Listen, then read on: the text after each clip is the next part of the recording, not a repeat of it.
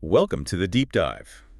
Today, we're going to dive into this idea of the hybrid mind. We've got all sorts of stuff to look at. Research papers, personal stories, even predictions about the future. It's all about what happens when human wisdom meets AI. And what's really interesting is we're not talking about AI taking over. It's more like humans and AI working together, each one bringing something different to the table. I was reading this book called The Hybrid Mind, and the main character, Sarah, she's a Stanford Business School grad, and she really got me thinking. She was talking about how overwhelmed she felt by all the digital information out there, like drowning in it, Mhm. letting AI summarize reports, basically outsourcing her thinking to algorithms. I bet a lot of our listeners can relate to that. Totally. And that's where this cognitive outsourcing comes in. It's a spectrum. Like sometimes technology just helps us. Like using a calculator for hard math, you're still doing the thinking. The tool just makes it faster. Right. But then it's like we start giving more and more to the AI. The book calls it partial delegation, letting the tech handle the routine stuff Yeah. while we kind of watch over things. Yeah. But then, if we're not careful, those essential human skills, they start to fade because we don't use them. Exactly. And there's research from Stanford's Digital Human Laboratory. They show a decline in basic skills, like doing math in your head, navigating without GPS, even remembering things, all because we rely too much on technology. One study even showed people who used digital calendars a lot had a 15% decrease in remembering appointments. Compared to people who use traditional methods, that's a big drop. Wow, 15%. That's pretty scary. Makes you think, what are we losing when we let the algorithms do all the work? Well, we risk losing those things that make us human: critical thinking, creative problem solving, the kind of wisdom you get from experience and dealing with tough problems yourself. So, back to Sarah's story. Yeah. There's this part where she can't even remember what her next meeting is about because she's been letting her AI assistant handle everything. She even has it picking out her clothes. And that's when she meets Dr. Marcus Chen. He researches digital dependency at Stanford. He challenges Sarah to think about what it costs to outsource even simple tasks. He says when we automate those basic skills, we lose more than just the ability to do them. We lose understanding of the process, the development of judgment, even the potential for new solutions. It's like we're trading deep understanding for speed and being efficient. But is it really efficient in the long run if we're losing those crucial skills? That's the question. Harvard Business School did a study. They looked at companies using AI, and they found that while things were really efficient at first, over time, teams that relied too much on AI without keeping their human expertise, they weren't as good at adapting to unexpected challenges or coming up with really innovative solutions. So it sounds like there's a real tension there between short-term gains and long-term value when it comes to using AI. Absolutely. There's this temptation to automate everything for speed and efficiency, but it comes at a cost. So what's the alternative? Does Sarah just ditch all technology Right. and go live in a cabin in the woods? Not quite. She goes on this journey to figure out how to integrate human wisdom and artificial intelligence, and that's where the hybrid mind comes in. Okay, I'm intrigued. Tell me more about this hybrid mind approach. Well, Sarah works with Dr. Chen, and they do this really cool study using brain imaging. They found that when humans and AI work together in a really integrated way, they create something way more powerful than either could do alone. The brain activity in this hybrid integration state is much more complex and nuanced than when the human brain works alone or just delegates tasks to AI. So it's not about one replacing the other. It's about creating synergy between human and artificial intelligence. Exactly. Each one plays an important role, bringing their own strengths. I'm curious, how does this actually work in Sarah's job? Does her team suddenly start wearing brain-computer interfaces and merging with algorithms?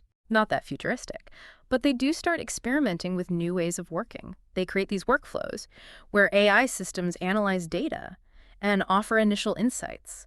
But then the humans step in with their judgment, creativity, and understanding of the context to evaluate and build upon those insights. No, they're not just blindly accepting what the AI says. They're thinking critically about it and using it as a starting point for deeper thinking. Exactly. And instead of just focusing on efficiency, they start tracking things like the quality of the insights, the effectiveness of their solutions, even something they call an innovation index. That sounds like a whole new way of thinking about success. It's not just about speed and output anymore. It's about the depth and quality of the work. Exactly. And this approach actually leads to some breakthroughs for Sarah's team. They start uncovering things that no AI system could have found on its own. Okay. But I imagine there were some bumps along the way. Getting humans and AI to work together smoothly can't be easy. You're right. It wasn't always perfect. There were times when the AI got stuck because it couldn't figure out conflicting human insights with the historical data it was processing. So how did they get past those challenges? Wow, those moments of friction actually turned out to be really valuable. Dr. Chen calls them moments of productive tension. These clashes force the AI to learn from human thinking, expanding its parameters and developing new frameworks. And I bet it forced the humans to question their assumptions too, and consider new perspectives. Absolutely. It was a two-way learning process, a true partnership. And the results were amazing. Sarah's team started doing way better than their targets, their relationships with clients got stronger, and the quality of their decisions improved a lot. It sounds like they weren't just working differently, they were thinking differently. That's the heart of the hybrid mind. It's not just about tools or techniques, it's a fundamental shift in how we approach problems, make decisions, and even understand what it means to be human. In a world increasingly shaped by AI, It's like they've unlocked some new level of cognitive ability. that's a great way to put it. It's not just about efficiency, it's about expanding what we're capable of. Creativity, innovation, even wisdom. Okay. But let's be real.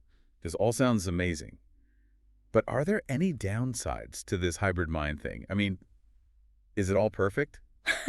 Well, like anything that changes things a lot, it has its challenges. One of the biggest is overcoming those cultural norms, the ones that prioritize efficiency and data over everything else. Yeah. It's hard to break away from that mindset, Right. especially when we're always told to be more productive, Yeah. more efficient, more data-driven. Exactly. And there's also the risk of making existing inequalities worse if only certain groups have access to this hybrid mind development. That's a really important point. It's not enough to just develop these abilities. We need to make sure they're used ethically, responsibly, Yeah. and in a way that benefits everyone. Absolutely. And that's where leadership is so important. Leaders who embrace the hybrid mind need to create cultures that value both human insight and AI analysis. It's not just about using new technology. It's about a new way of thinking, a new way of being. Precisely. It's about creating organizations where people feel empowered to question, to experiment, to learn and grow alongside AI. Okay, so what does this hybrid mind revolution look like on a bigger scale? I mean, Right. Sarah's team is just one example. Well, the book actually jumps ahead to 2030, and by then, over 1,200 organizations are using some form of the hybrid mind model. Wow, that's incredible. So it's not just a fringe idea, it's becoming mainstream. Yes, and it's impacting all sorts of sectors, from education to healthcare to government. You know, I was reading about how some schools are starting to use hybrid learning principles.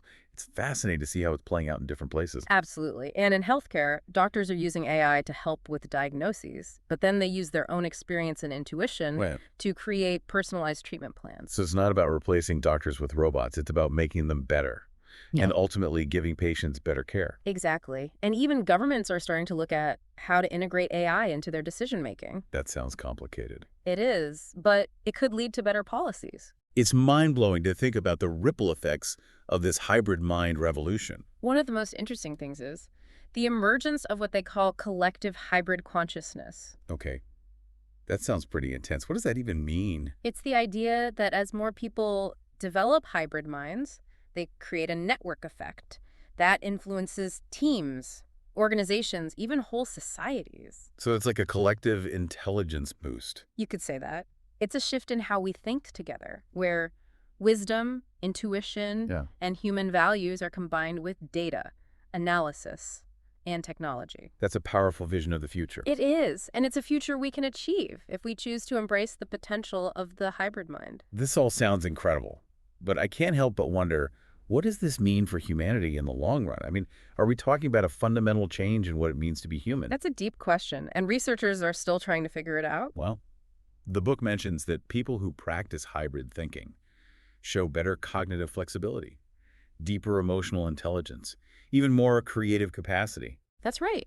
And some people think that this integration of human and artificial intelligence could lead to a huge leap in human consciousness.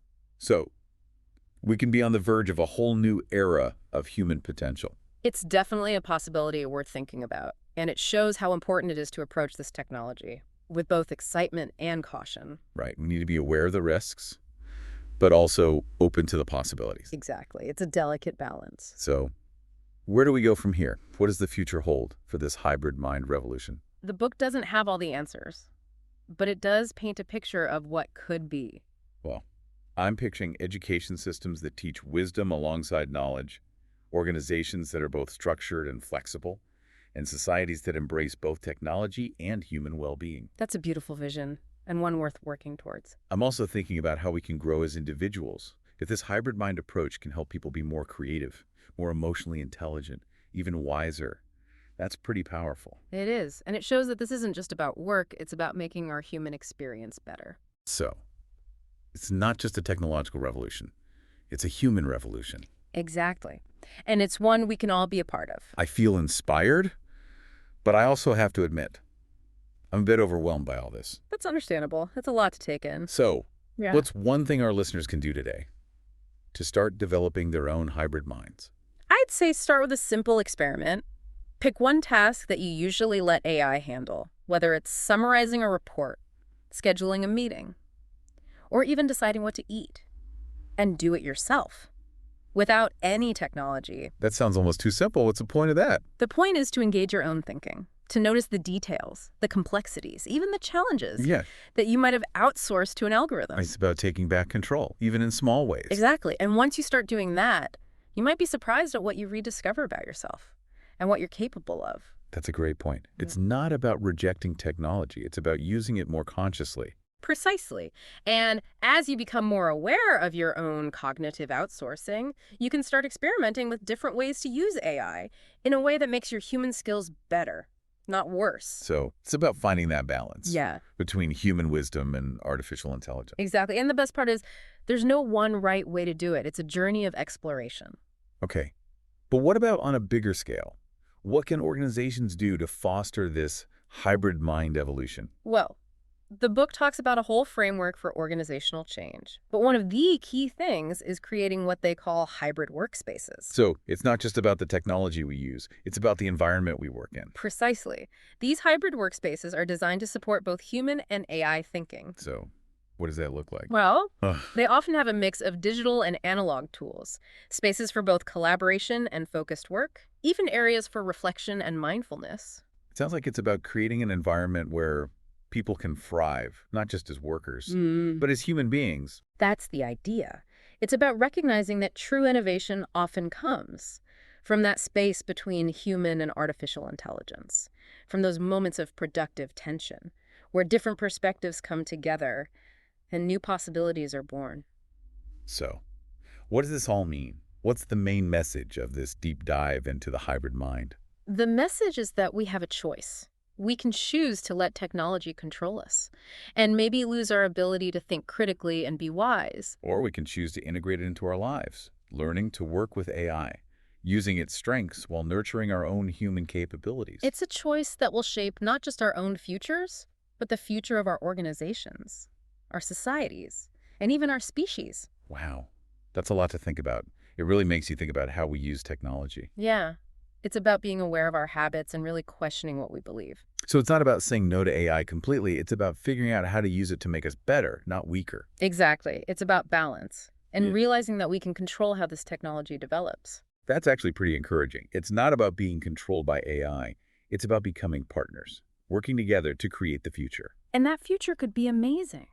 Think about education that teaches critical thinking and creativity, along with technical skills, organizations that value human intuition as much as they value data, and societies that prioritize well-being and connection, even as technology keeps advancing. It's like we're talking about a whole new set of values, a new definition of success, a new definition of what it means to be human. That's a beautiful way to put it. It's about understanding that our real potential comes from combining human wisdom and AI.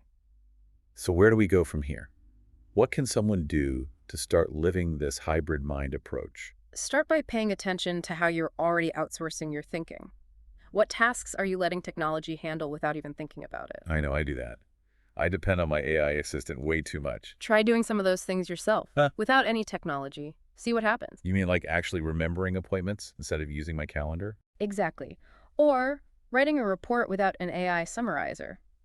You might be surprised at what you learn about how you think. That's a good challenge. What about for organizations? What can they do to support this shift to the hybrid mind? Create spaces that encourage people to focus and brainstorm together. Make sure they have both digital and analog tools. Build a culture that values trying new things and learning. So it's about creating an environment where people can use both their minds and their hearts, where they can use technology but still stay connected to what makes them human. Exactly. And leaders have to be a part of this by showing how to think in this hybrid way, encouraging open conversations, and prioritizing well-being along with productivity. That sounds like a lot. It is, but it's worth it. This whole conversation has been really eye-opening. It's given me a whole new way of thinking about humans and AI. I'm glad to hear that. It's an important conversation to have as we figure out this new world. So what's the takeaway from all this? What's the big message about the hybrid mind? The message is we have a choice. We can let technology take over, or we can use its power while staying true to our human values. It's about seeing the potential of AI, but also remembering how important human wisdom is, and intuition, and connection. It's about creating a future where technology helps humanity, not the other way around. That's a great message to end on. Thank you for joining us for this deep dive. We hope it's given you some new things to think about, and maybe even some hope for the future. It's been great talking about this. And remember, we're creating the future with the choices we make. So let's make good choices. Let's create a world where both humans and AI can succeed. That's it for today. Keep exploring.